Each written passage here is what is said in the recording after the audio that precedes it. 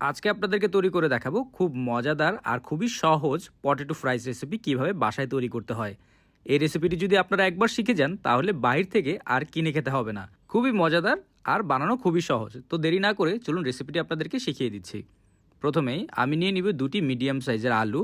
আলুগুলোকে আমি চামড়া ছিলে নেব। আপনারা কে কোথা থেকে আমার এই ভিডিওটি দেখছেন অবশ্যই কমেন্ট করে জানাবেন। আমি আপনাদের সবার কমেন্টের উত্তর দিব, কারণ আপনাদের কমেন্ট পড়তে আমার অনেক ভালো লাগে। চামড়া ছেলা হয়ে গেলে আমি আলুগুলোকে ছোট ছোট করে পাতলা করে কেটে নিব। এরপরে লম্বালম্বি করে কেটে নিচ্ছি। ফ্রেঞ্চ ফ্রাই তৈরি করতে যেরকম আলুর সাইজ প্রয়োজন আমরা ঠিক ওই রকমভাবেই কেটে নিচ্ছি। আলুগুলোকে আমি পাতলা পাতলা করে কেটে নিচ্ছি। বেশি মোটা রাখলে আলুগুলো সেদ্ধ হতে সময় নেবে, পাতলা করে কাটলে তাড়াতাড়ি সেদ্ধ হয়ে যাবে। এরপর আমি এগুলোকে ভালোভাবে ধুয়ে নিব। এখন একটি বাটিতে আমি নিয়ে নিব ময়দা। এরপর নিয়ে নিব আমি লাল মরিচের গুঁড়ো, তারপরে নিয়ে নিব রসুনের গুঁড়ো, আদার গুঁড়ো, তারপর দিয়ে দিব আমি শুকনা ধনিয়া গুঁড়া, এরপর দিয়ে দিব লবণ স্বাদ মতো। এরপর এগুলোকে আমি ভালোভাবে মিক্স করে নিব।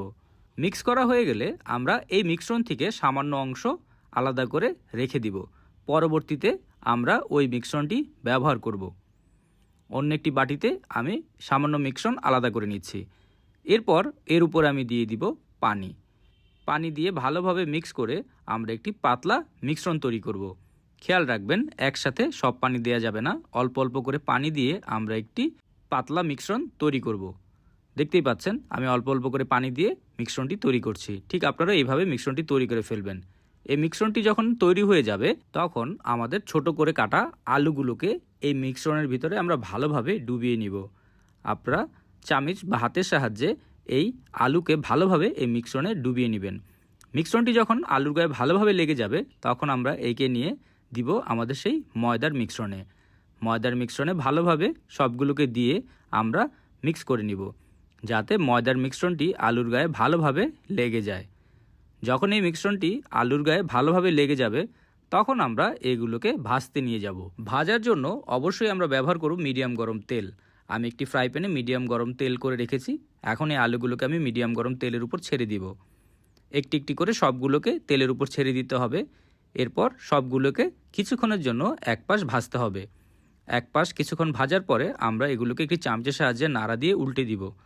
উল্টে আমরা ততক্ষণ পর্যন্ত ভাজবো যতক্ষণ পর্যন্ত এর গায়ের রং গোল্ডেন ব্রাউন কালার না হয়ে যায়। 5 থেকে 7 মিনিট ভাজলে দেখবেন এর গায়ের রং গোল্ডেন ব্রাউন কালার হয়ে গেছে। আর অবশ্যই অল্প আঁচে ভাজতে হবে, না হলে পুড়ে যেতে পারে। এখন আমি এগুলোকে তুলে ফেলবো। তো দেখতেই পাচ্ছেন আমরা আলু দিয়ে কি সুন্দর ঘরে আলুর ফ্রাই তৈরি করে ফেললাম।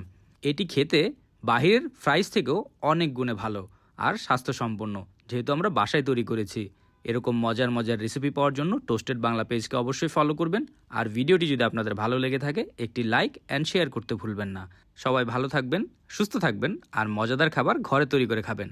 আর কেউ যদি এই রেসিপিটি ট্রাই করে থাকেন আমাকে কমেন্ট করে জানাবেন আপনার কেমন লাগলো।